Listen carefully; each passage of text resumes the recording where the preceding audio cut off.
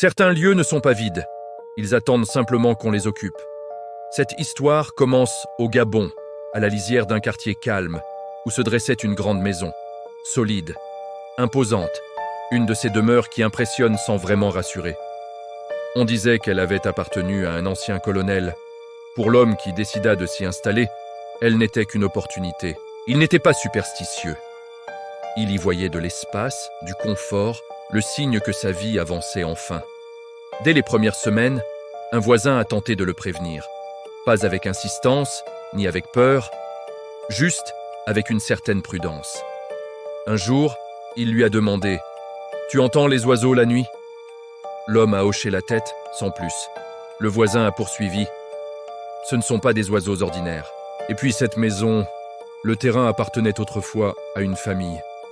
Il y avait un cimetière ici. » L'homme a souri, l'a remercié poliment, mais n'y a pas cru une seconde. Dans son esprit, les oiseaux chantent parfois la nuit, et les histoires de cimetières suivent souvent les grandes maisons comme leur ombre. Il a donc continué à vivre sa vie, normalement. Puis, un soir, tout a commencé à basculer. Il a reçu un message d'une femme qu'il avait croisée brièvement. Une rencontre sans suite, un souvenir déjà flou. Le message était court, presque incompréhensible.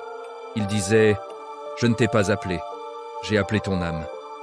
Il est resté longtemps à fixer l'écran de son téléphone. Il a tenté de rappeler, encore et encore. Impossible. La ligne était morte. À partir de ce moment précis, la maison a changé. Ou peut-être que c'est lui qui a commencé à la voir différemment. Les nuits sont devenues lourdes, oppressantes. Il entendait des bruits sans source, des pas là où personne ne marchait. Parfois, il se réveillait en pleine nuit, incapable de bouger. Les yeux grands ouverts, le corps figé, avec cette sensation terrible et persistante d'être observé. Dehors, les oiseaux chantaient toujours. Mais leur chant semblait plus proche, plus insistant, presque moqueur. Et puis, une nuit, la réalité s'est déchirée. Il était éveillé, certain de ne pas rêver. Le mur de son salon a semblé se déformer, ondulé comme une surface qui respire. Puis, lentement, deux silhouettes en sont sorties. Un homme et une femme. Ils n'avaient rien de menaçant, au contraire. Ils avaient l'air fatigués, presque tristes. Ils se sont mis à lui parler calmement. Ils lui ont dit avoir vécu dans cette maison, tous les deux, mais à des périodes différentes. Ils lui ont raconté être tombés malades ici, sans comprendre pourquoi. Ils ont expliqué être rentrés au Cameroun, leur pays d'origine, pour se soigner, et y être morts. Puis, aussi lentement qu'ils étaient apparus, ils ont disparu dans le mur. Le lendemain matin, encore tremblant, l'homme est allé voir son voisin. Il n'a pas tout raconté, juste assez pour voir sa réaction. En l'écoutant, le voisin est devenu pâle. Il a confirmé « 2 anciens occupants, oui, un homme et une femme, dans cette même maison. Ils ont eu la même maladie étrange. Ils sont partis de la même manière. Et ils ont connu la même fin. » À partir de ce jour, l'homme ne dormait presque plus. La peur était devenue sa seule compagne. Un soir, alors qu'il rentrait en voiture, une silhouette lumineuse a surgi devant lui. Ce n'était pas un reflet, ni le phare d'une autre voiture. C'était une lumière dense, irréelle, vivante. Il a freiné brutalement. Son cœur battait à tout rompre.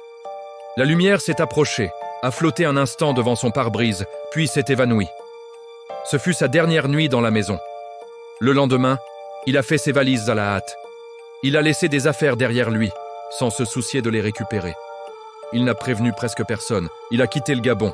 Définitivement, il n'est jamais revenu. Ce que cette histoire laisse entendre, c'est que certains lieux portent une mémoire. Une mémoire qui n'est pas toujours visible, ni toujours compréhensible. Ignorer les signes ne les fait pas disparaître.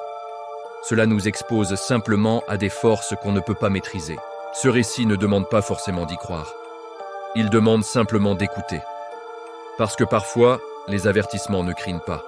Ils chantent doucement dans la nuit, comme des oiseaux que l'on ne devrait pas ignorer.